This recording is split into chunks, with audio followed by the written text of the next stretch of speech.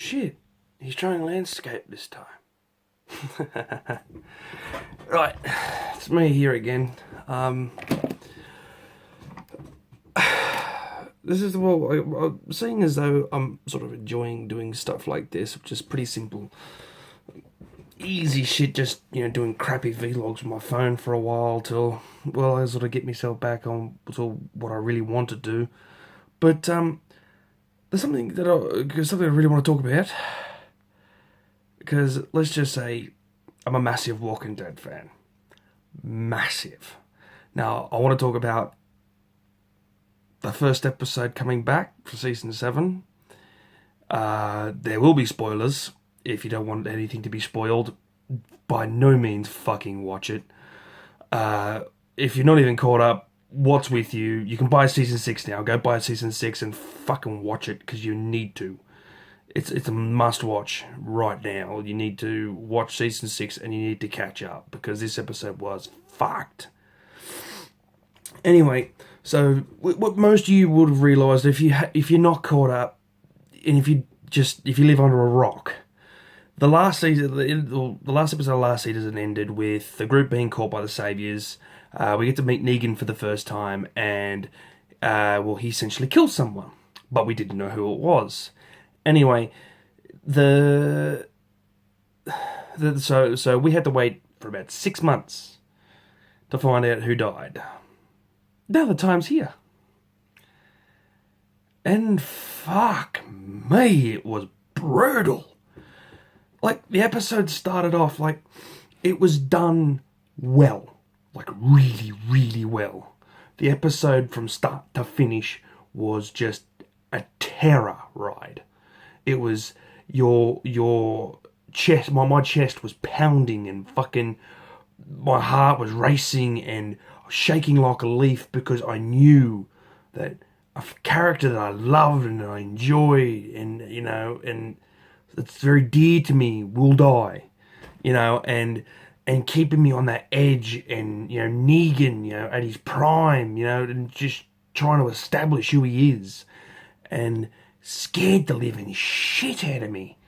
First time I've ever been felt this much terror and fear I have with a show ever. One thing I will say is that this episode was worse than the Red Wedding. What I'm meaning by that is that when it came to the Red Wedding, I was shocked.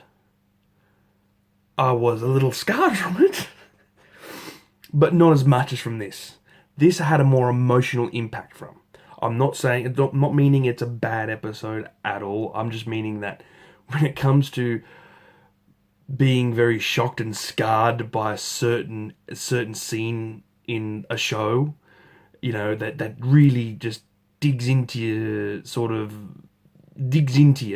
and sticks with you. Like the Great Game of Thrones, you remember the Red Wedding, you remember the Battle of the Bastards, you remember those specific episodes, right?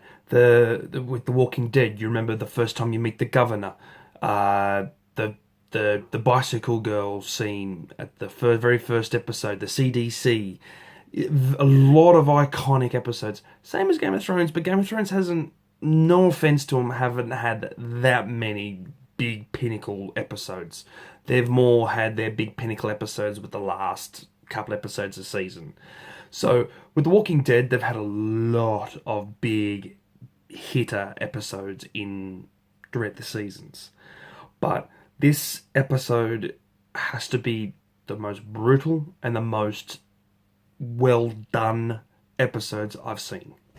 It's the most well done shot. It's the best acted. It was just perfectly done. Now, but back to where we were up to, and it started off with that sneak peek they brought out about a week ago, which I kind of gathered where they would start that, and him being dragged off the RV, and it pretty much just started off with Negan, just trying to just toy with him, trying to assert his dominance over Rick, and it worked pretty much. It's just, you see Rick at this powerless level. him being so powerless and he can't do anything. He has to sit there and, there's nothing he can do. He's fucked. He can't help anybody anymore. And it was just one of those things where, Negan, making him get the fucking axe and he throws it on top of the RV in the middle of a fog. He has to go out and fucking get the axe. And while he's on that RV, we have a flashback of what happened. Which is good because we don't have to wait that long to find out who died. We don't. Like, it takes a little bit, but it's not like you have to wait till the end of the episode to find out. Not that long at all. I think it's probably about, I'd say about 10 minutes in, roughly, when you find out who dies. And it was pretty brutal. Like, I suspected that Glenn and Abraham were going to die. I really did. Granted, though, I did watch a lot of the spoiler stuff. I don't really like to, but, yeah, and the thing was that, like, it went, I love how they had the build-up, and that was the one thing that I was actually wanting. I'm like, right, I still want that build-up, because then, it establishes and still brings that tension again to the viewer, and, to myself as well, because, like, I know someone's going to die, just die, and then I just, I want that sort of dread. Anyway, and they did it, and it was done perfect. It was sped up a little bit because, like, we've all seen the scene before. We don't want to see it from start to fucking finish again. So they cut a bit to straight up to the Eeny, Miny, Moe part. Anyway, and then it lands on Abraham. I expected it, but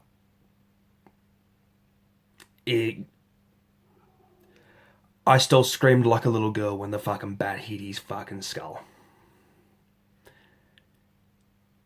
Reviewers have been saying, well, actually, no, I'll get to that after I finish this part. Anyway, and the best final line that I've heard from that comes from a dying man in anything was from Abraham's last words were, "Suck my nuts."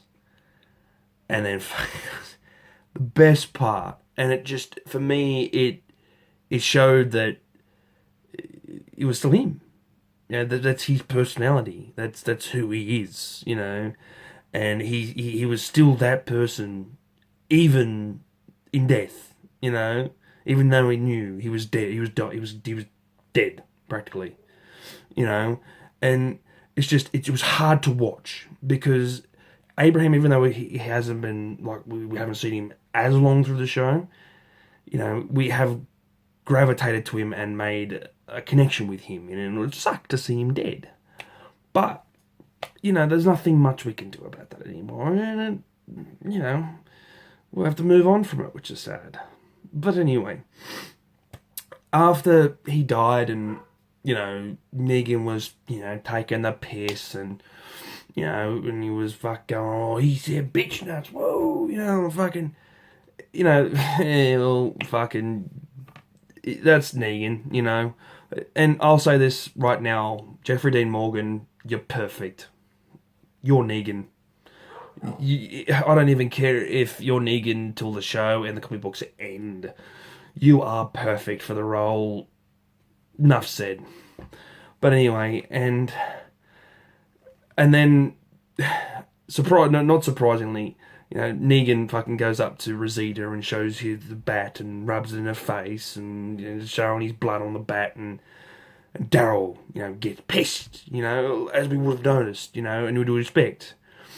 Daryl fucking gets up and punches Negan in the face, which was quite entertaining.